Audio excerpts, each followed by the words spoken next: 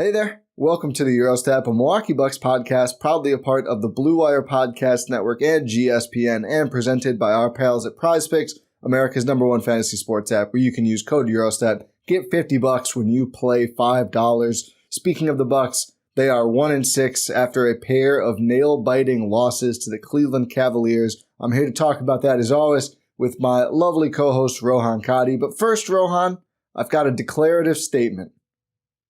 Alrighty, I can't wait to hear this. I feel better about the 1-6 Bucks than I did about the 1-4 Bucks. You know what? I don't hate that. I don't hate that, honestly. This is we'll I can't tell if this is like I know why you're saying that. Mm-hmm. However, I can't and I agree with you and I rationalize it, and we're gonna rationalize it here on this podcast, but I just want to preface. I know this sounds like ultimate copium. We're just like, for sure, 100%. The 1-6 15th. Bucks, they're the worst team in the East. They've won probably the game. league, right? Or no, someone's winless. Are they? Really? I think someone's winless. I thought maybe they're the worst team in the league. They're the worst team in the East. Jazz are 0-6. Oh, perfect.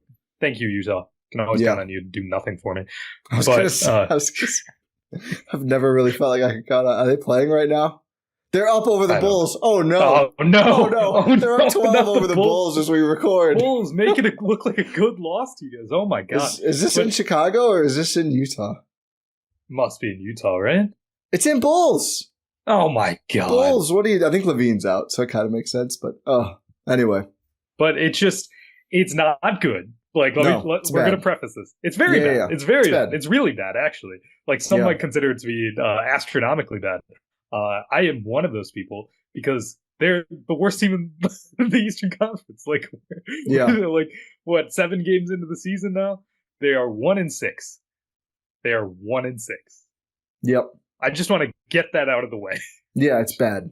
It's bad.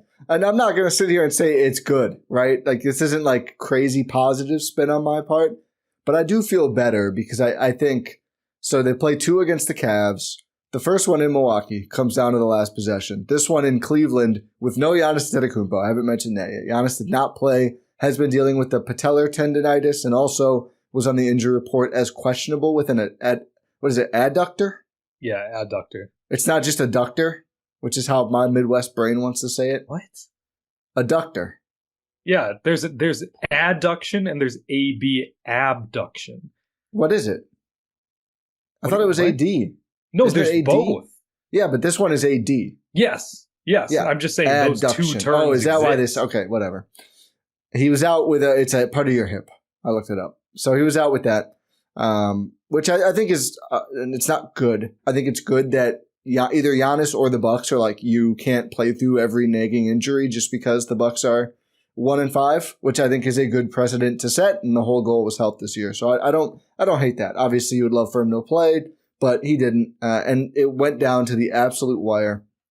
The reason this game went down to the wire was entirely because of the young Bucks, and I think that's why I feel better about 1-6 than I did about 1-4, because 1-4 they lost to the Bulls and Nets, 2 of the worst basketball games I've ever seen. Memphis, which was a little better but not far off, and Boston, which was okay, led at halftime, fell apart in the third quarter, still ugly, but I think again more understandable. The 2 Cavs losses, both really good games, and I think we learned some things about the Bucks. We learned some guys that can play that I think could have a huge impact on the rest of the season.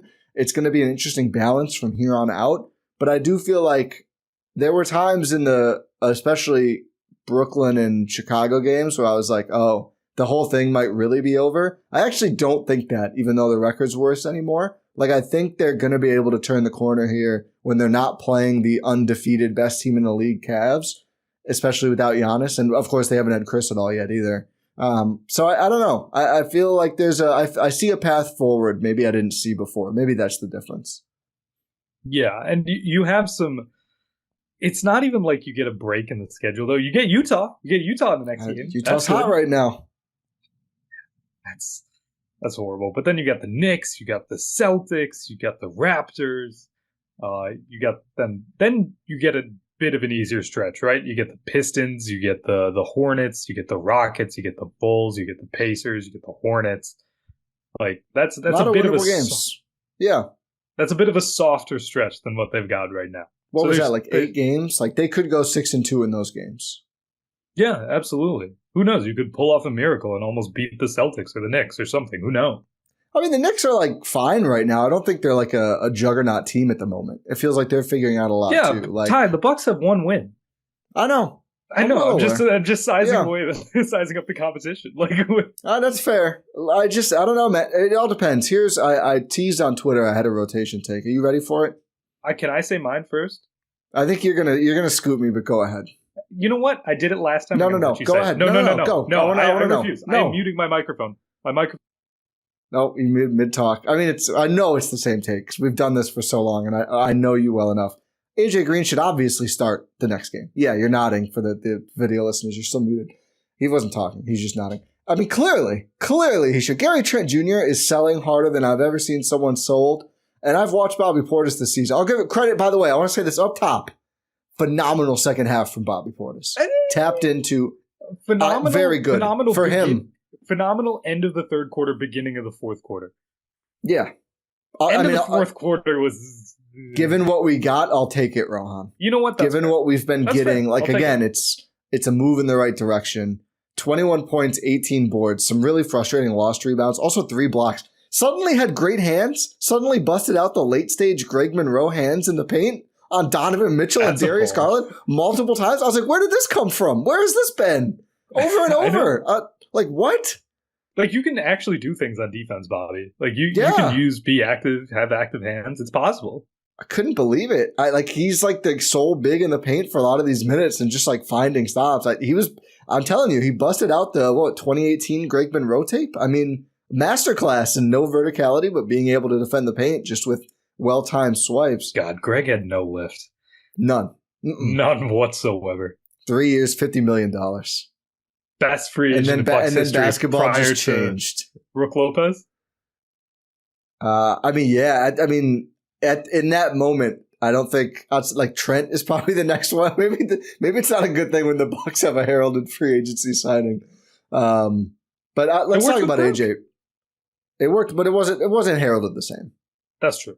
We were excited. People who knew ball were excited, but it wasn't like Monroe was a landscape shifter like at the time, right? Seen as such again on paper. Very true. But AJ Green in this game. A touch under 34 minutes, 7 for 9 from deep. All of his shots were threes. 6 rebounds, 1 assist, 1 turnover, 21 points, +5, no fouls. Despite in the second half, Doc was just like, yeah, you're the Donovan Mitchell cover now. 100% it was the right call. AJ Green's the best perimeter defender on the team. I was literally about to say, is he the best perimeter defender on this team? He is.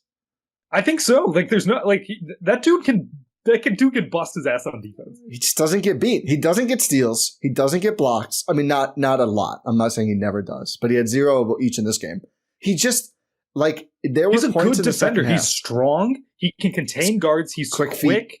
He's got the lateral quickness. It's not just vertical. It's side to side. He can stay with guys without using his hands because he's big, because he's strong, but also that quickness. Like, that dude can defend. Yeah. Like, he's a solid 3-and-D guy. There was a point in the second half where he and I think Rollins were defending. We got Ryan Rollins, by the way. It just like, I love this was Doc. This was Doc in this game. At some point in I think it was the third quarter. Here's my Doc impression. It's not going to be good, but. Oh, boy. Everett, Ryan, you get in there too. Why not? And it worked. He was good. It did. It was a little shaky, but it worked out. He was +7 in 6 minutes, 42 seconds. But AJ Green, I 100% agree with you. Like, he's just, he deserves like to be recognized after that game on both ends. Obviously, he's not going to be 78% from deep every game. Although, again, like I still see people like, oh, kind of a streaky start to the year for him. He was like 50, 100 coming into this game. I mean, it's not like he's been bad from 3 by any means. He's brought that 3-point shot, but his defense has just been remarkable. And it's like he was a revelation. So a lot of the young guys were, but he especially was like, again, I said he should start. Like with no doubt. I mean, he's clearly their best 2-way role player at this point. Yeah, I think without a doubt, he's the best 2-way role player. And it was just beautiful to watch because we've seen so many instances in these last couple of games where like, why isn't AJ Green getting run? Why isn't AJ Green getting run? And it's like, oh, is something happening? Did he lose it? And then he comes out, has this performance. If that doesn't win Doc's trust, I don't know what will. It's got to. Like, I mean, especially because he was the guy. He was the guy who, when Doc Rivers was brought in, it's like, hey, I know what you can do. Go out there and do it. He was the one young guy he trusted. We've talked about this at length a lot, but it's really good to see how much trust Doc has in him to just play him that entire time and go take on those tough assignments. Like, hey, just get switched on to Donovan. It's fine. Like, go take on some Darius Garland. Darius Garland's a little tougher than Mitchell, but just because DG is just so small, shifty. Yeah. It's tough for a little bit of a bigger guy like AJ Green. But on a night-to-night basis, AJ Green can cover the best guy on the opposing team most nights. And that's not something that Gary Trent Jr. can do that we've been seeing. 100%. The minutes in this game. So Dame is at 37. We'll talk about Dame. I don't even want to share any thought right now. I'm excited to talk about Dame. Bobby at 39. Again, I'm not even going to say ill words. He didn't have a perfect game start to finish in the first half. At one point, I did tweet, they moved Bobby to the starting lineup, and suddenly the Bucks bench is their strength. Hey, listen, did not have a good first half. Bounced back big time basically the run Bobby and young guys, which I now want to see that lineup every game. Brook played 35, almost 36 minutes. Was okay. I thought had some really big moments defensively. Wasn't a great Brook game, but it wasn't bad. So those are the top three in minutes. The next two in minutes, this game, AJ Green at nearly 34 minutes. Not an overtime game. In this game, he was the guy Doc trusted the most. If you consider Bobby and Brook above role players, like at least he was the wing Doc trusted the most. And then fifth was Andre Jackson Jr. at just under 25 minutes in this game. Ajax had 7 points, 7 rebounds, 2 assists, 1 block. Not good shooting splits, but overall, I would say still a positive contributor. I had to sneeze. Definitely a positive. What do you think about Ajax's game? I was trying to go right in there. But it was nice to see Ajax perform. Like, obviously, he didn't have the counting stats per se, but he had a few just monstrous defensive possessions, and I think that's really what stood out to me. And that's the theme of this game is just the Bucks' defense. It's better when it's smaller. As weird as it is to say, it's better when it's smaller, and I think that has a lot to do with just like the type of bigs they have. Obviously, Brook Lopez, great, amazing, incredible rim protector, had some great plays in this game. Jared Allen's going to be have nightmares of Brook Lopez protecting the paint. But maybe it's not a Brook or a Bobby thing, but I think it's just like the guys you put around him. Like, they just need to be switchable. They need to be fast. They need to be bigger. Ajax, AJ Green, Pat Connaughton for large stretches, Ryan Rollins. These are guys who are multi-positional. These are guys who can switch up, they can switch down, and they can hold their own. And it worked. It worked really well. That's why Doc started that fourth quarter with that wild lineup that I don't think would have. I don't know if we're ever going to see that lineup again. I hope we do. Literally in the pregame, Lisa Byington, I'll give credit to Lisa here, Lisa B with the scoop, goes, we could see Rollins. I literally say out loud, I'm going to eat a sock if we see Ryan Rollins in this game. And I'm not going to do it. I'm sorry. That's disgusting. Credit to Lisa, man, with the immaculate call. Ryan Rollins checked in. I go, no way. And again, I thought it was helpful. And you mentioned like Garland, probably still a little bit too small for AJ Green. I thought Rollins was one of the best man defenders on him. And like DeLon Wright got fewer minutes, than Ryan Rollins in this game. DeLon Wright might be playing defense first backup point guard at a farm upstate, man. I mean, you're losing minutes to Ryan Rollins in early November before Election Day, buddy. It's not great, Bob. It's not great. It's not great at all. Especially, here's the thing about Ryan Rollins. I think it was solid minutes. I think he's a break glass in case of emergency thing. I thought it was more on Trent than it was on DeLon Wright that Ryan Rollins got those minutes. because they just needed someone else who could do anything positive, like in terms of being like an off guard. Because he was out there with anything, like any basketball thing. Yeah, so maybe it's DeLon Wright and Gary Trent Jr. as a combo. It's not good, and it's so disappointing, right? Because we were so excited about what these guys could do as members of the Milwaukee Bucks, especially Trent. Trent. That's the one that breaks my heart the most. Like DeLon Wright, amazing, cool, awesome, steady. He's not going to lose you games, right? Like even now, like even in this current state of play, he's not a reason that the Bucks are bad. The reason like that we're harping on him because he's not as good as we thought, but he is not the reason the Bucks are 1-6 them out of games. He's not doing it. And not to just turn this into just what are we doing with Gary Trent Jr. hour. No, we got to get there though. I don't get it. Like I think Marcus brought this up on the broadcast, but it's just so unfortunate to see like that it's not necessarily like a streaky sort of thing with Trent. It's too large of a sample at this point to just be like, oh, he's in a bad slump or something. It's just bad. It's like we're almost at a 10th of the season. Yeah, it's just bad. Yeah. Like I don't know what it is. I haven't pulled it up, but I don't think he's had a stretch like this for as long as he's had in his career. It's just not good. It's not bad. It's bad, and I think he should get benched for AJ Green. Like who knows? Yeah. He could do better in a bench role where he's asked to do less. Yeah. Like maybe he's being tasked to do too much because he's trying to fill in for a Chris Middleton or something like that. I don't even think they're going to him that often though. I mean, like realistically, it's not like they're saying we need you to shoot, 15 times a game. He took 7 shots in this game. I mean, that's not nothing, but I mean, Ajax took that many shots. I mean, he didn't make many of them, but you know what I mean? Like, it's not like they gave him some insane usage. They force-fed Bobby 21 shots. Again, overall played well. First half didn't love it. If you're going to play Bobby and just like young athletic guys though, and PC, it might just work. But Trent, I don't think there's any like convenient for him reason for this. I just think he's struggling. I don't know what it is, but you look at him out there, and I know Giannis mentioned a couple games ago, I don't know if it was Memphis or Boston, like hate seeing guys with their heads down. He's the worst offender. You see him miss a shot and just head drops. Just like then on the other end, his defense at like 3-4 games into the year, I kind of thought it was waxing and waning. It's just doing whatever of those is the bad one now. I think waning. It's just waning. There's no wax. There's only wane. Every time he goes through a ball screen at this point, he's just like 2 feet behind the guy. You can't live like that. Which is really strange considering what we saw in the preseason, right? Yeah, because we saw night 1 too. We saw good screen navigation, which is what makes me think like, is there something else, like some other factor? Because we've seen it. We've seen him in a Bucks uniform do it. Like, yeah, it's not even that long ago. It's like 12 days ago or something. Yeah, I mean it's less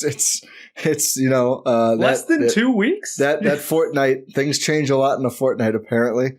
Literally nothing's working for him though. I couldn't point out one thing to you that in the last week I've been like, yeah, Gary Trent Jr. did that successfully. Nothing. His threes are bad, his drives are bad, his floaters are bad, his defense is bad, his rebounding is bad. Like he's just there and like actively killing them out there. He in this game was a minus 19 in less than 21 minutes in a game that went down to the last like 30 seconds. Like the reason they lost, and probably the reason they lost a couple other games so far too. You just can't have it. So yeah, there's no reason for him to be starting now outside of just, you got him to sign on the minimum and that's kind of what you do. Without that context, like you'd be saying there's like, why would he start over AJ Green, who's just clearly been the better two-way player on both ends? Yeah. I hope there's not a promise or anything in there. Break the promise. Yeah, that's fair. It's the year of Giannis and Dame. I don't care about a promise. The guy who made the promise is on the hot seat. That's true. You think Horst is saying, Doc, let me get fired. I made a promise to Gary. Hell no. Come on. There's no time for promises. Did you see they covered up the Cavs welcome back board? What? The Cavs had this little board by the visiting locker room where they do a message like welcome back. So they were going to welcome back Greg Buckner, Joe Prunty, and Taurean Prince. And somebody on the Bucks or the Bucks are like taped like a black curtain over it. Why? Chris Fedor shared it. No idea. I think it's hilarious though. What? just like they're the enemy. They're the enemy. Like, come on. It's so weird. It's so weird. They're so in their own heads. Yeah, they are. I just don't understand. I don't get it. No, I had to bring that up. I think it's weird. I think it's funny. I don't really care about it, but I do think it's funny. I think it's what good does that do? Right? I don't know. I mean, they almost won. Maybe they should cover up more things. That's true. Like, I was trying to think of something on the spot. This is what the Bucks have done to my brain. I used to be able to do the. It's hard to be clever when you're 1-6. It really is. They've sucked a lot of the life out of me. Yeah. It's just tough. Well, let's get back to the Young Bucks in a second. But first, I got to talk again about our friends at Prize Picks, which I'm excited to do, even though, and I told you before we started the pod, I had a Prize Picks lineup I wanted to talk about because the reason I lost is very much on brand with like the whole Bucks theme lately. So this is what I did. Knowing Giannis is out, right? Damian Lillard, more than 29.5 points. You got to do it. 36 points for Dame. Easy peasy cover girl. Easy breezy cover girl. Darius Garland, more than 19 points. Smaller guards. Was kind of quiet last game. Had 39. He crushed that one. Both games, I got Donovan Mitchell less than 9.5 rebounds and assists. Thing about Donovan Mitchell is not a huge rebounder. When he gets the ball, he's just shooting that thing for good reason. That hit again. And then I had Brook Lopez, more than 12.5 points. Brook just got me there at 13.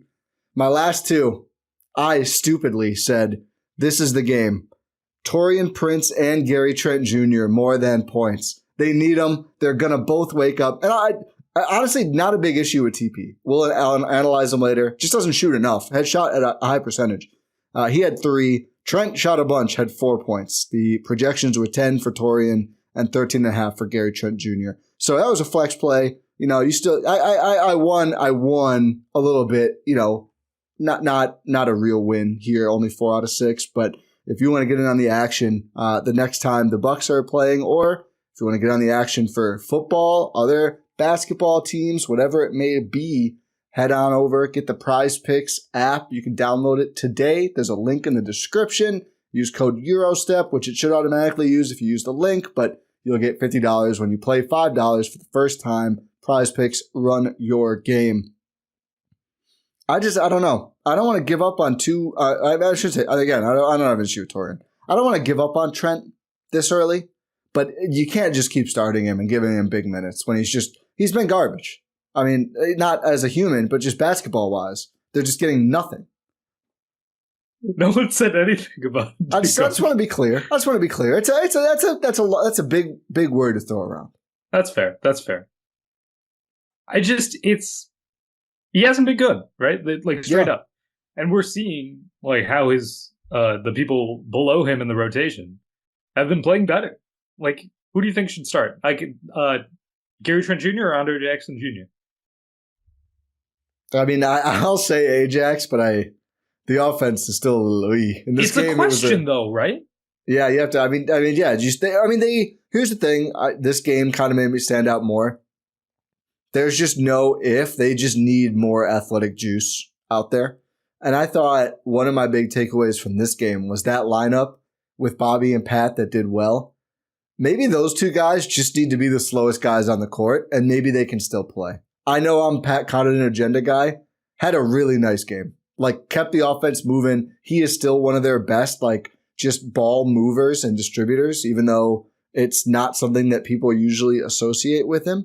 And I thought he was very good in his role. He had 7 points, 4 rebounds, 5 assists, and 2 steals, 3 for 4 from the field, made his only 3, and they won his minutes, even though he did have 3 fouls. And Bobby, as I mentioned, had his best work in that lineup.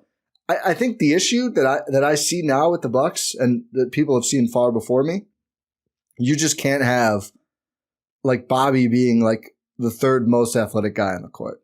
That's where you get into trouble. And I think they can sustain some of these old and slow guys better if you have Ajax, who's like going to peel out and cover the corner, even if it's not his guy. You know, he's just like, okay, I'll get out there. That's light work for me. Made such a huge difference.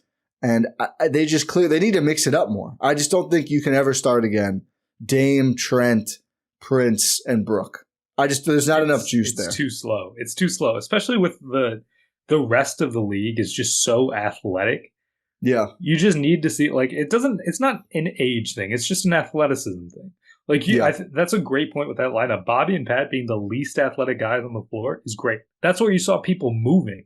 And I think that's another great thing about AJ Green is that he is a very, very athletic player. It's beautiful. And he's so dynamic off ball, man. Not to just turn this into more of an AJ Green love fest. He deserves it. He does. Dame was their best player, but he was their second best player in this game. Absolutely.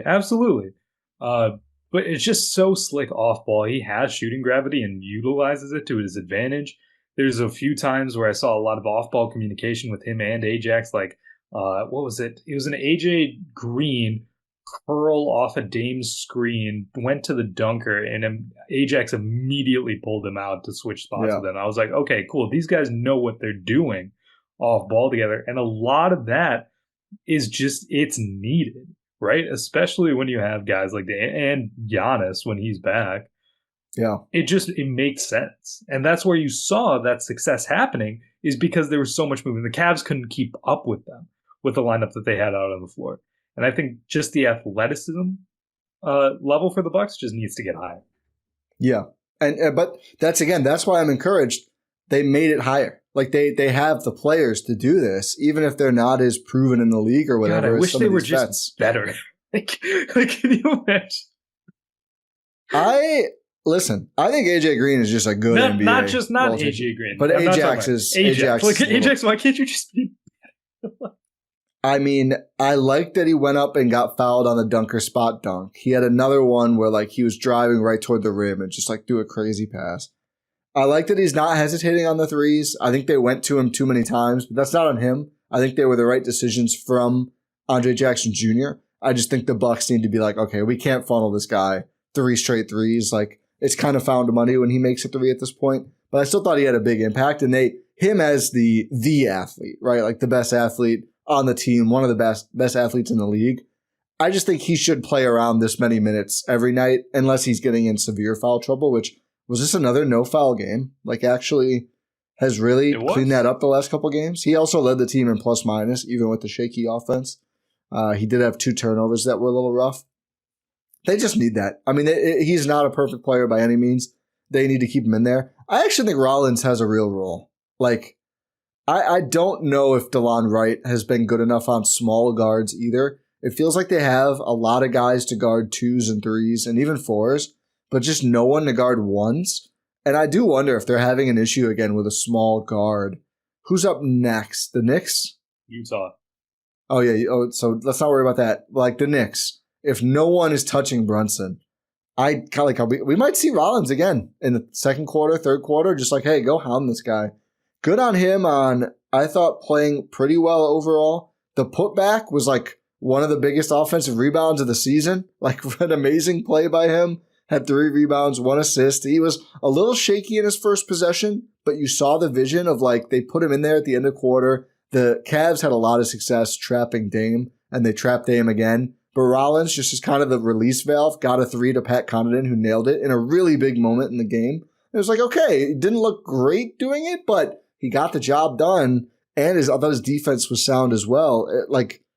Is this outside of AJ Green, one of the best Bucks games from any two-way player we've ever seen? It has to be, right? In 6 minutes? Like, there's not a lot of sample outside of AJ Green, man. It just proved that he's capable. I mean, he has been in the NBA. Like, he's not just first-round pick. So we know that he has that experience. He did look a little shaky, where it's like, oh, this is my first time getting in here. Kind of missed like a little easy floater, but he got around to it and didn't look super lost on the court. Like, I could see him potentially taking on more of a role, like you say, when they have those smaller guards that you need him to match up against. I will say, on Brunson, I think Dame's had his number in the past, but who knows? Okay. Last year specifically. Yeah. So we'll see. Speaking of Dame. Speaking of, we should talk about Damian Lillard. It's a good call. He's good. I think there was some tempers flared about Dame, and the Memphis game sucked. Memphis game was awful. It was an abject disaster. Terrible. Let's not try to sugarcoat that. Yeah. He was horrible. He was bad. He scored 4 points. That's bad. if he's going to be on a 6-to-1 flamethrower to stinker ratio or better, though, I think the Bucks can work with that. I mean, he's been really good in the other 6 games. 36 points, 7 assists on 50, 56, 100 shooting. Was 11 of 22 from the field, 5 of 9 from deep, 9 for 9 from free throw. Did have 8 turnovers. And again, the Cavs had way too much success doubling him, and the Bucks didn't have good enough answers. I thought that was a really nice adjustment from the Cavs and kind of cost the Bucks this game. But they're not in this game in the first place, if not for Dame. Just totally unguardable, even though the whole Cavs defensive philosophy was taking him away. He refused to be taken away. Like, that's still pretty encouraging. You got to clean up the turnovers. Some of them, too, were just miscommunications. Like, one of them, Ajax kind of followed him on a drive when Dame was trying to pass to him at the three-point line. Those are the ones where I'm like, okay, that's growing pains of a guy who hasn't been in the rotation. I don't hate that. But Dame had some bad turnovers as well. But still, like, was just unbelievable shooting the ball. And I do think one of my other reasons for optimism was, like, I think he and Giannis are probably playing at a higher level together than we saw last season. Absolutely. Even though the narrative is like, oh, they can't play together, whatever, they hate each other. And we asked that question, 3 games into the year, and Giannis didn't play in this one. But last game, like, he and Giannis had, 70-some combined? Like 76, I think? Yeah. I think they're kind of working some things out and finding ways to thrive together. Even if it doesn't look great, like, they are having a ton of success. So can we get some more of these young players, some more athleticism in the rotation, some more defensive discipline? And maybe if we do, that's why I think this team's not that far from cooking, man. There's things going right that are important. There's just not enough of them for them to have won more than 1 game so far. I think if they were, what are they, 1-6 now? Yeah. Let's say if they were 3-4, you'd be like, oh, this team's set. You have no concerns. Realistically, yeah. It's like, okay, you have a few bad games here and there. Yeah. And, like, easily these 2 Cavs games could have gone to the Bucks' way, right? Yeah. They're small, but I mean, given the other ones were just blowouts, so let's not talk about that. But just like, win one of the coin flip Cavs games and handle business against one of the Nets or Bulls, and you're 3-4. I mean, I'm not saying those games were close, but clearly the Bucks were better than those teams and should have won at least one, if not both. Yeah, 100%. So it's still early, we have to say. Like, 1-6 is bad. It's really bad. I started the pod just to preface. It's bad. I'm not trying to say it's good. It's bad. It's bad. I've been saying a lot of it's bad on the pod. I mean, they're 1-6. That's fair. Yeah, I feel like I should come up with a new word to say instead of bad. Horrendous. Tough. Oh, we went other ways. Yeah. Rough. Gruff. Horrid. Despicable. Ooh. Disgusting. Yeah. Disheartening. That's a good one. Yeah. However, still early. Early. A lot of good things. A lot of good things going on. And it gets back to what you were saying up top. I feel better about the 1-6 Bucks than I do the 1-4 Bucks. You do because too. You've got AJ Green, you got Damian Lillard, you got Giannis, you got all AJ Green first, and that is awesome. Top 3s: AJ Green, Dame, and Giannis. My 4 big reasons for optimism. He's the Bucks' 3rd best player, right? I mean, he looked so like far, it I'm not saying like he's better than Chris, but he looked like it tonight. I mean, he just hasn't played enough for me to say it declaratively. No, it's probably been Brook, but yeah, and I'm still seeing, like, should they trade Brook and start Giannis as the 5? I don't know. Why are we doing Brook Lopez trades? Why? Why? Watch just basketball. Look at him, what he does on defense. Don't quote me his rebounds. His shooting's not been good enough. Sure, I agree. That's part of the Brook experience. Look what he does every possession. They need him every possession. I was going to say this earlier. I think I got distracted. There was a early 4th quarter possession, I think, where he was out there with, like, Rollins and Green, and he went over to help that side of the floor, but, like, realized he didn't have to because they actually both contained the Cavs players and then gave up, I think, a good look to Jared Allen. He might have missed it, but you could almost see in real time he was like, oh, I don't need to rush over here. These guys are actually keeping contained, which very few other players on the Bucks outside of Andre Jackson Jr. have done. They need to mess with the lineup here. I think that's obvious. And I think Doc he did that in this game, but now it's about next game. Like, can we not, blow the great start and be in a really bad spot before we put these young guys in, because they've earned being real rotation players, not, okay, things are horrible, we need some energy, let's put these guys in. Yeah, 100%. 100%. They've earned that opportunity, right? And they need that opportunity. It's the Bucks desperately need it. Have we talked enough Bobby Portis in this game? I still is randomly losing George Niang, which kills me. But again, found the best defense maybe I've ever seen him play in his life. And offensively, I just think maybe you do stagger the Dame and Giannis a little differently and do a 4-minute stretch of Bobby without those guys. Because in that case, I was like, you know what, man? If you can make 3 out of 5 post-ups, go right ahead. Because it's you, Pat Connaughton, AJ Green, Andre Jackson Jr., Ryan Rollins. Ryan Rollins. Oh my God, Ryan Rollins. Deadpool's here. Yeah, Deadpool out there. I think, and I thought he did a better job too. You could see him looking to pass too. The Cavs actually didn't double him very aggressively, probably because of AJ Green, and they were keeping AJ one pass away. But I was like, it just felt so good. It felt like the old Bobby again in that moment. I just think you gotta, if you want to find spots for him, I was gonna say you have to. You don't have to find post-ups for him, but if you want to find post-ups for him, that was the lineup. I agree, 100%. That's where he was desperately needed. I think my qualms with him are with the end of the fourth quarter, where it's just okay, Dame and Brooke and everyone, AJ Green's all out there. Let's keep posting up Bobby. Even Marcus is you don't need to do that against Jared Allen.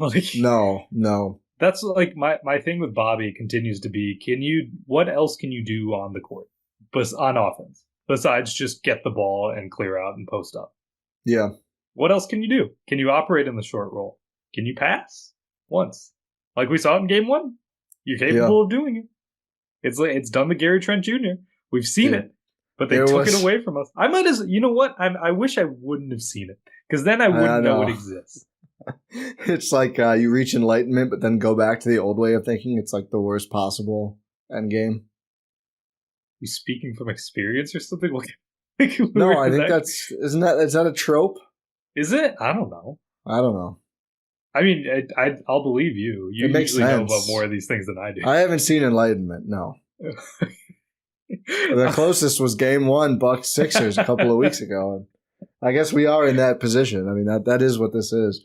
There was a possession in the first half where Bobby passed to Trent, who drove and passed to Brooke, who made an easy layup. And I was just could we do that more than once every 4 games, please? I was like, that's beautiful. Awesome.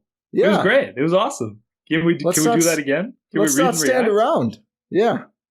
Just have a read and react offense? Come on, you guys can clearly do it. Yeah. Can we just get it instituted more often? I don't know. We'll see.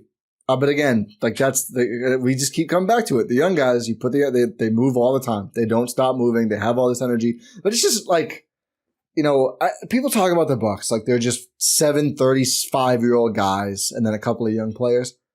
You tell me all the time. Gary Trent's what, 26? 25. You're not old, man. I feel like he almost gets lumped in with the old guys the way he's been playing. You're the young guy.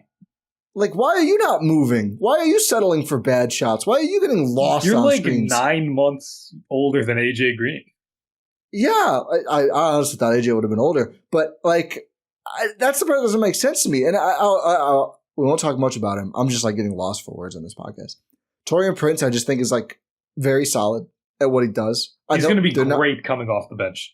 Yeah. Well, they're just not asking him to do the right things either. He should be guarding 3s and 4s, and they're like, hey, we actually need you to guard 1s and 2s, and it's just hard for him.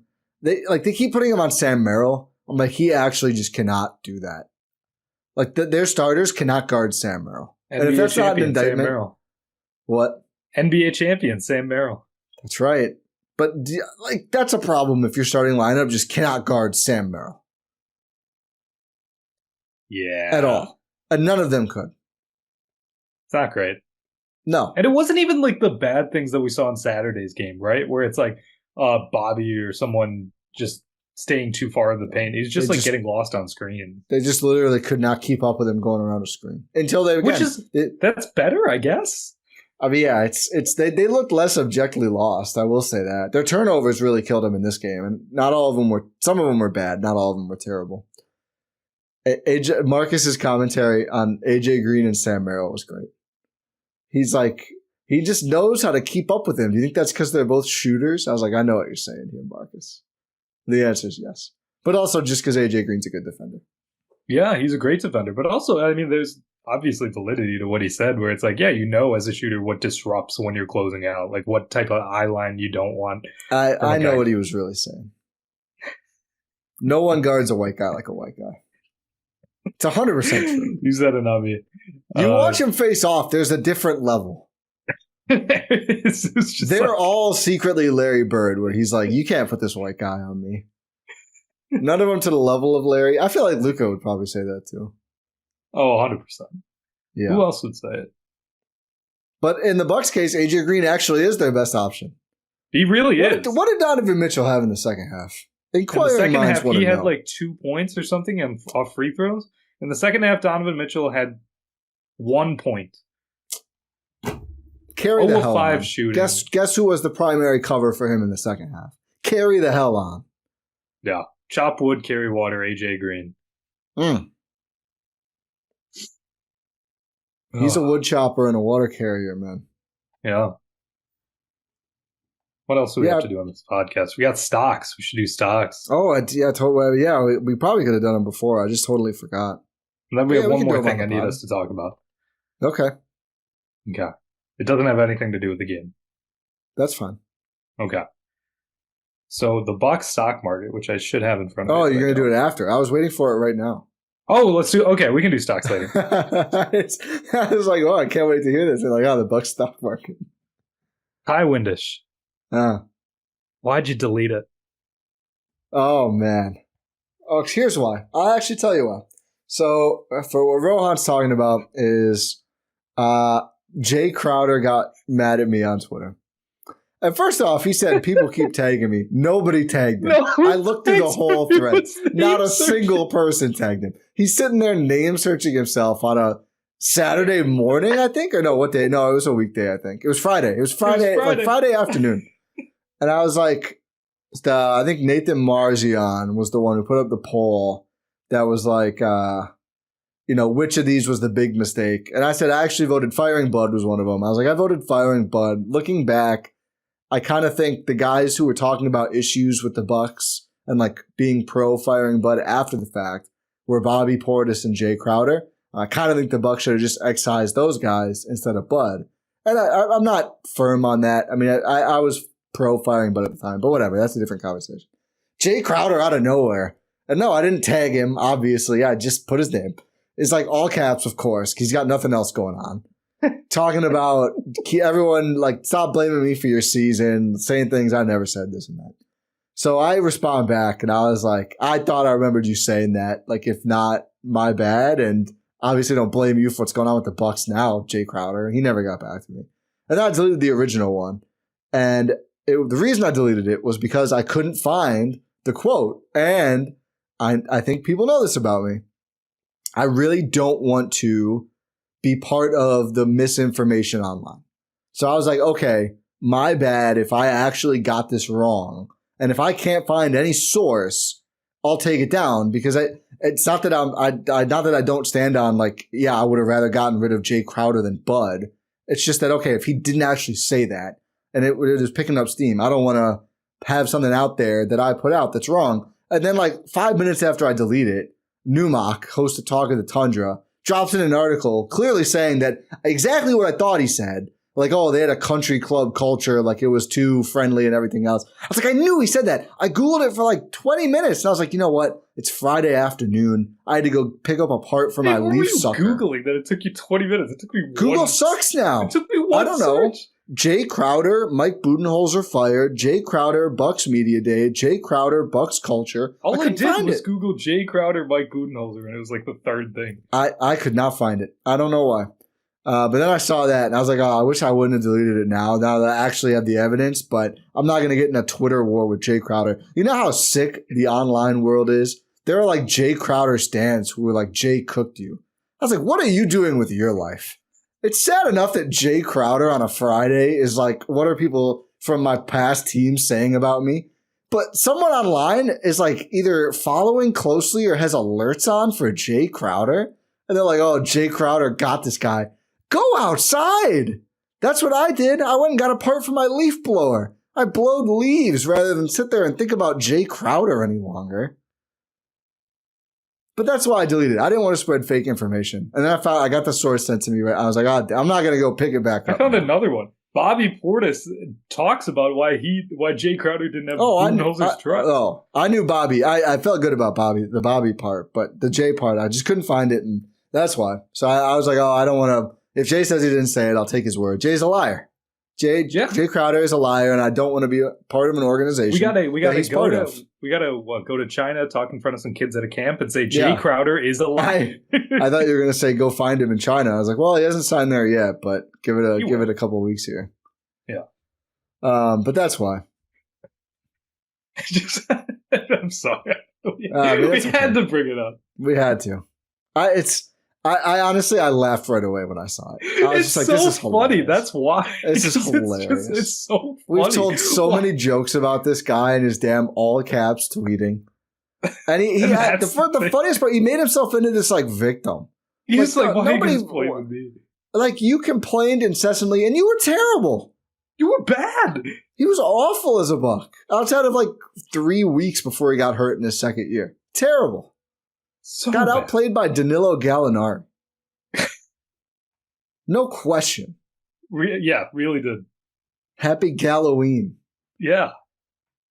God. So yeah, if Jay Crowder wants to tweet at me again, I won't delete it this time now that I have the facts. But I'm not going to pick it back up. Again, who am I if I'm calling these people out and I want to engage with you? I don't care what Jay Crowder thinks. Yeah. I just didn't want to lie to people. That's it. And here's the thing. You did it out of the goodness of your heart.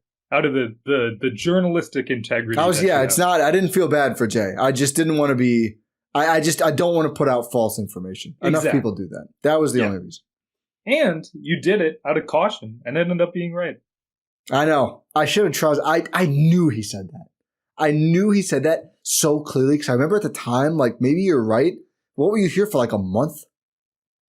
What do you know about anything? Big culture guy was sat at home for like a year. Yeah. From Phoenix. Yeah. A team that traded for Kevin Durant. I forget the order of operations there. That's all the final reason I would not want PJ Tucker, by the way, is just like, I feel like we should have learned our lesson by now on guys who just choose to not show up. Yeah. I mean, they wouldn't play him anyway, but like, it doesn't. We talked all about this athleticism, this incredible. What is PJ Tucker doing? I still see it in this.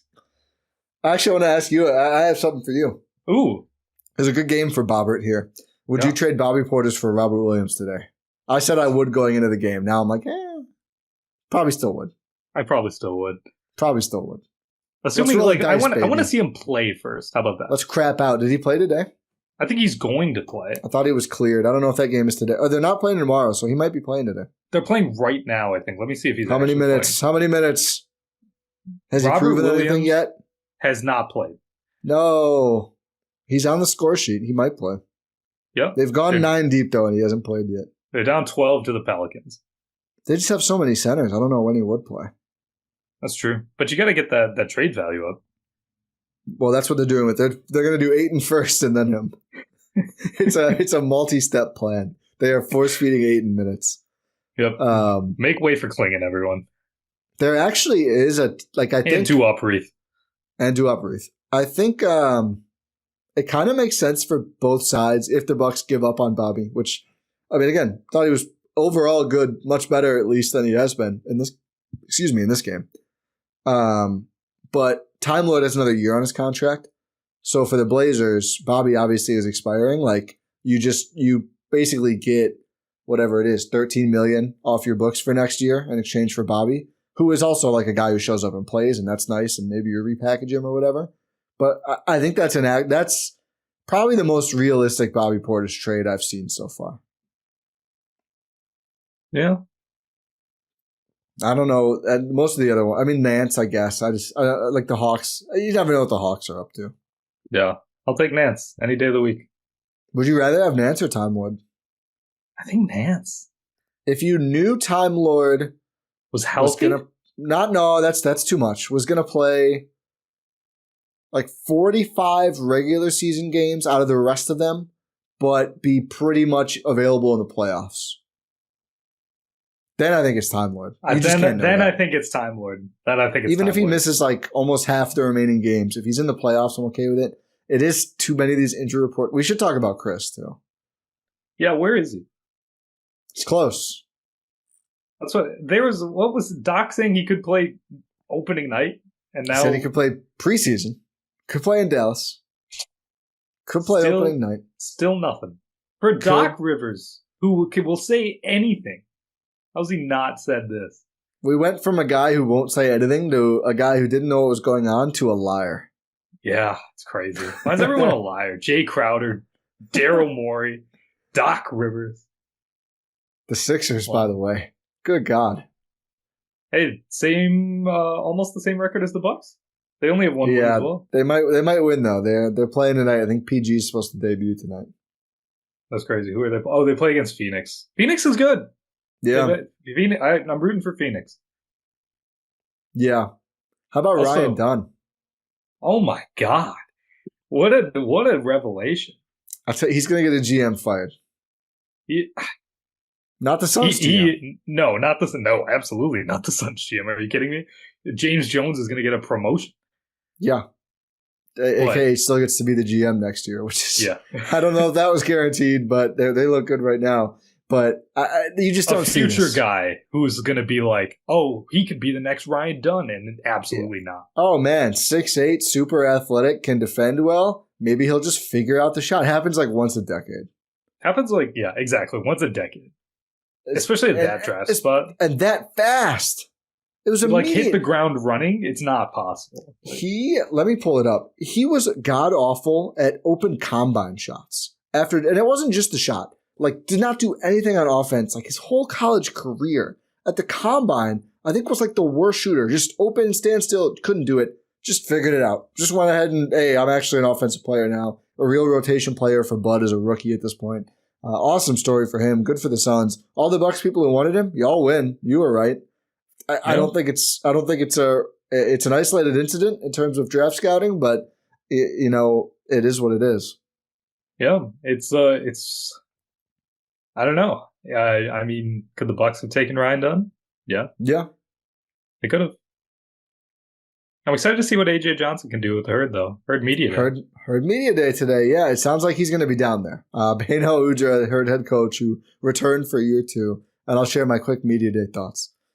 A lot of players shouted out Beno as a reason they either joined the Herd. He played with, I know he played with Henry Ellenson. He played with either Justice Winslow or Terrence Davis too when Beno was a player. But all the returning guys shouted him out and said they liked playing for him. The new guys said they've liked him so far. So really well-regarded coach down there in Oshkosh. And it's kind of a testament to him that he was able to hold on to that. Got brought in by Adrian Griffin, and then that whole thing happened a couple months in. And the Herd didn't have a great result season, wins and losses. But, Beno showed enough, and I think he's set up with a good roster now with Winslow and Davis and Ellenson and the rookies and the two-ways who we like as well. Maybe not Ryan Rollins after he became a rotation player. Yeah. But a lot of other players down there. But he said during one of his answers, Beno did, that we're gonna have these rookies. Made it very clear that we have to have a good environment for these guys. But they drafted 19-year-olds. I'm paraphrasing here. I don't have the exact quote, but a couple times he kind of alluded to that. So yeah, I think we're gonna see him. I still maintain I think Tyler Smith is closer to NBA right now than AJ Johnson. But I think we're going to see both of them in Oshkosh quite a bit. We've also seen Chris Livingston has been assigned for some workouts in camp and stuff. So we may see him too, which I'm a little disappointed about, but still only, I think, 20 years old. Still a runway for him, whether it's this season or in the future. And I think Marjan's been assigned too. No, Marjan's just out with a non-COVID. He's out sick. Yeah, non-COVID sick. Illness. That dude's got, what was the report? Yeah, Clutch and the Bucks are looking for a new home for him. Yeah, let's guess the Marjan trade. What do you think? What team has a roster spot? I don't know if any do. I'm just going off of vibes and everything, I think the Spurs are going to go back to the well. I think they play Mamu now. Vassell is out. Need more wings, theoretical two-way wings. Yeah. They're bad. The Knicks, I think, have a roster spot. No, but it's a fake. It's a fake roster spot. Oh, because it would take them.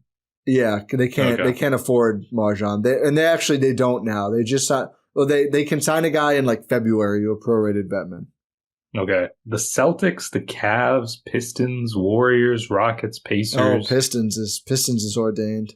Yeah. Pacers are going to add a big guy, probably not a guard. Grizzlies, Heat, Pelicans, Sixers, Grizzlies are pretty beat Suns, Kings. Grizzly and Taylor Jenkins, did he overlap with a year? No, I don't think they did. Probably not. But I had knows people in New York, clearly. Is he two-way eligible? No.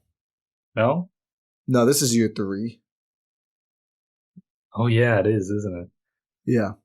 Because they just declined his 4th-year option. Yeah. I was going to say the Magic have a two-way open. But you can't trade him to a two-way. So you'd have to be cut by someone. Yeah, but you could trade him, cut him, and then you can sign. No, I think someone will trade for him and actually play him. Maybe the Wiz. I don't know if they have a roster spot. They doesn't look like they do, but who knows? Yeah. Could be a 3-way trade too. I think someone will take a look at him. Do Clutch a favor. Yeah. I'm really bad at drafts. I mean, hey, I was probably one of the most anti-Ryan Dunn people. Sometimes you're just wrong. And that's life. Yep, just like we thought about the Bucks. We thought they'd get off to a roaring start. Yeah. Here they are. I did, though. Someone really was trying to sound the alarm. They were like, is it too late for them to make the play-in now? I was like, last year, the 10th seed in the East was 36-46, so I think they could still make the play-in tournament. They could still technically be a top. They could be the best team in basketball if they really want. I mean, not realistically though. Not realistically, but they could. Yeah, I mean, I just think like the goal from here, standings wise, which we haven't talked about standings that much outside of just how bad it is to be at the bottom because it's such a long season. But if you find yourself at like 10-10 in 2 weeks or however long, you're fine. Yeah. It's not good, but I mean, up on 500. These bad teams. Yeah. Yeah. 500 early-ish in the season, you can go a long way from there. And especially after a horrid start. Yeah. Like, all you needed to see is trends. Hey, as long as if they can get home court in the first round, that's what I need. Yeah. Which, it's possible. Like I said, they could technically win. How many games do they have left? They played 7 games. They could win 75 more games. They could go 76-6. Well, here's the helpful thing for real. Cavs are now 8-0, and they almost have the tiebreaker now. Celtics are 7-1. Nobody else in the East has more than 3 wins. So it's not like you lost a ton of ground on the 3 seed. You've lost ground. Again, you've been terrible. But it's not like there's 5 teams right now that have started with like 6-1. The Magic are in 6th at 3-4. It's not like the Bucks are 2 games back from 6. It's just so early. I mean, you can't. You've got to snap out of it sooner or later. Win another basketball. Start winning. But there's just so much time left. And like Philly at the slow start. The bad teams are bad. The Pacers have a slow start. Like the 5 seed is 500 right now. It's the 3-3 Bulls, who again are currently losing to the Jazz. So thankfully the East is pretty mid and soft. So there's plenty of time. You just got to get it right now, and they're moving in the right direction. Yeah, absolutely. Like we've detailed this entire pod, there's reason for optimism. There's reason to be excited. You just got to do it. You got to get out there. You got to put all the pieces together. It's like a puzzle. You have this puzzle. You have everything. You want to see the picture you want to see. You just got to put the pieces. You got to start with the corners. You got to start with the edges. You got to solidify your edges, and then you got to get in the meat of it, and you just got to start putting things together. 100%. Chop wood, carry water. Exactly. The Bucks are a puzzle, and we're here to solve it. No, we're not. Ooh, we're trying. We're trying. Ooh, we're trying. Ooh, baby. Okay. Do we have anything else we need to do here? Stocks. Let's do stocks. Yeah. I didn't know if you were factoring that. I think Dame gets another up stock. Dame up, yeah. 1. AJ 2 Green up 2 for the turnovers. Yeah, at least 2. What is AJ at? I don't know. I should have it in front of me. Sorry. I don't. Yeah, I closed my tabs because I felt like I was lagging. Yeah, I did the same exact thing. I'm tabless. We're tabless. That's okay. I think AJ at least 2. I mean, I'd say 2. 7 maybe 3. For 9 it's a career high. It's a career high, and he was their best perimeter defender. Yeah. I mean, the market needs to adjust. He can't be that much lower than some of these guys at this point. I know, right? Who else do we think should get an up? I mean, people don't want to hear this from me. Thought PC was really good in 22 and a half PC was really good. AJ Green's at 14, by the way. Before or after? Before. So he's going to be at 17? 17, yeah. That's fair. Pat Connaughton, I think an upside. We've been drilling him. He's earned it.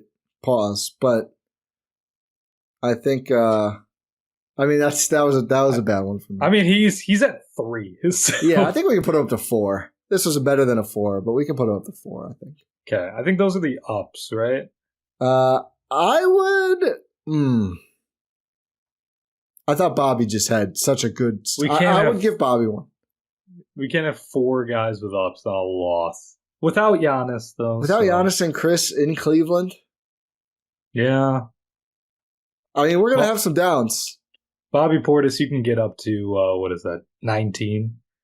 I just think I don't want us to seem unfair to Bobby. That's fair. Also, who's robbing Bobby's house? Come on. Yeah, what are you doing? Can we stop that? Milwaukee, you're despicable. Yeah, let's not rob anyone's house, but let's not. That's not people making jokes. That's not funny, man. No, that's real life. Like basketball is its own thing. This is real life bad things. No, we don't make no. Yeah. Okay, Bobby. A random Kings fan? Oh no, it was probably a Bucks fan pretending. Never mind. Let's move on. I mean, the real question now is how many down for Gary Trent? Gary Trent Jr. He's gotten a down in 4 consecutive games. It's going to be 5. Yeah. He got 2 down last game, so maybe just a single down, I guess. I would say another 2. 15, so now 14? I would say 2 down. Yeah, I don't hate it. I mean, he was terrible. Cost him the game. Okay, he's now down to 14. Like, you look at Taurean Prince's stat line, and you're like, maybe that's a down. I didn't really have an issue. He just barely got to play. Yeah.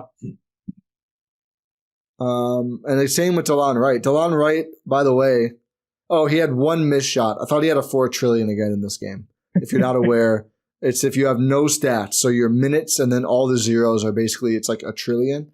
So in 4 minutes, 23 seconds, he missed 1 shot. That was it. And they lost it by 8 points. He just got drilled. And he just did nothing, man. He missed a shot, and that was all he did. Yeah, he took 1-2. Okay, who else gets a down? That's what I'm saying. I don't know. That's what I'm saying. Like 4 ups and a down on this game is kind of.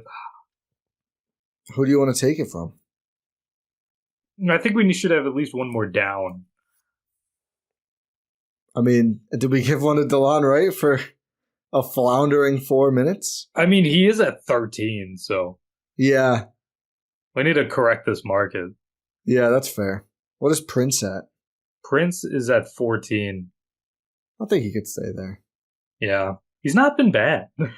No. I kind of disagree with playing him less. I think he should have played more, and they probably overextended Bobby a little bit. Yeah, so we got Gary Trent Jr. down 2, DeLon Wright down 1, Dame up 1, AJ Green up 3, PC and Bobby each up a piece. I mean, again, I think this is their best loss probably so far. I think it is. 100% I think it's their best loss. A lot of things look good. So close. That Dame the Dame backcourt violations. So bad. It's so bad. I almost wonder if his upstock is there. He played so well, but also not. Yeah, I mean, he was the only reason the Bucks were close in this game. Yeah, I know. Like he put up some tough buckets down the stretch. He's doing a great job being a closer. Like he's just putting up in ridiculous stat, like 36 points on 22 shots without Giannis. Yeah, as the only real option. Yeah, you're right. You're right. I have a high bar for people know this about me. Dame and Giannis, I got a high bar for those guys. It's still an up stock. I mean, as the only real offensive option, no disrespect to Bobby Portis or AJ Green, he was still unguardable. Like, it was a very impressive offensive performance outside of the turnovers, which were an issue. Yep. So I think we're good on stocks there. Yeah. And I think with that, we've wrapped up this episode. Do we, like we said, we got the Utah Jazz coming up at home on Thursday? Are we gonna get another Utah game? Oh, is CL gonna show up? Is he gonna ball out? Who knows? But then back to back against the Knicks. Then you go play the Pistons. No, Celtics. Celtics on Sunday. Celtics Sunday on Sunday at 2:30 p.m. Little matinee Celtics. You can pencil that in as a bad loss. No, well, we'll see. And then after that, we got the Emirates NBA Cup, baby, hosting the Raptors. Oh, yeah. That's East Group NBA 1. Cup. Hey, you know what? If the Bucks can win the NBA Cup, anything's possible. I'm calling my shot. Darvin Ham has never lost an NBA Cup, Rohan. That's true. That is true. One thing about him. If the Bucks win the NBA Cup, I will consider it a successful season. Oh, no. Don't do that. We got to set it up. We got to do that. Here, I'm excited for it already. No, you got to talk up the NBA Cup because if the Bucks win, it's got to mean something. It means something, but it doesn't make it a successful season. Come on, Rohan. You're putting the bar on the floor now. If they win 4 straight games at one point in December. Well, I know, but it doesn't. We don't have to do this. I won't say. Will you not be happy if the Bucks win? I'll be happy. I'm not saying. I'm just not going to call it a successful season based on that. I'll be very happy. I think the NBA Cup is cool. I've always liked it. Yeah. We'll see. Hopefully they don't get absolutely punked by the Pacers again in Vegas. I think I'll quit if they do that. It's not looking likely right now. It's not looking likely right now. I don't know if I can take that. Yeah. That was bad. Like, that did things to me. I don't want to do it again. We're back here. Another one of these Rohan Listen, moments. I thought last season was the worst Bucks season I could ever be a part of. This one's not looking good, man. 1-6. Maybe I just have Stockholm syndrome. I don't know. Well, we're in this. I'm not going to quit. But yeah. This is what I love to do, and we're going to continue doing it no matter what. And on that note, on that uplifting note, we'll say thank you for listening to this episode of the Gyro Step here on Blue Wire and GSPN, presented by our great friends over at PrizePicks. Make sure you're subscribed wherever you're listening to or watching this podcast. And hey, if you want to listen to it commercial free, subscribe to GSPN Premium. You get all kinds of bonus content like these commercial free feeds, written content, exclusive GSPN After Dark pods, all that good stuff. $8 a month really supports the team here. And it's hopefully good value for you. But yeah, make sure you subscribe, tell your friends and family about the show, go vote, exercise your civic duty. Yes. And pod random. We'll talk to you next time. Hopefully the Bucks will win a game the next time we talk. I'm hoping. See. All you can do.